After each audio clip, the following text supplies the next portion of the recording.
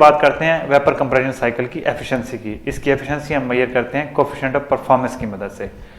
पहले रेफ्रिजरेटर की बात करते हैं तो रेफ्रिजरेटर के केस में हमारा जो डिजायर्ड इफेक्ट होता है वो होता है कि एक कन्फाइंड स्पेस के अंदर कूलिंग प्रोड्यूस करवाना over work input. Work input हमारा कंप्रेसर वाला है जो हम पहले निकाल चुके हैं H2 - H1।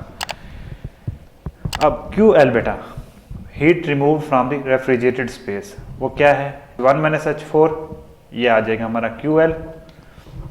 और कंप्रेसर का वर्क अभी हम निकाल के आए H2 - H1।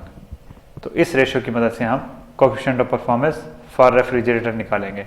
इसी तरह अगर हम हीट पंप की बात करेंगे तो वहां पे हमारा डिजायर्ड ऑब्जेक्टिव ये हो जाएगा कि heat provided to a warm space. ये वो मोड है जब आप एयर कंडीशनर को हीटिंग मोड पे, सन वाले मोड पे चलाते हैं। तो यहाँ पे हमारा जो QH है बेटा ये वाला, ये हो जाएगा हमारे पास H2 - H3 और कंप्रेसर का वर्क जैसे हम पहले बता के आए H2 - H1।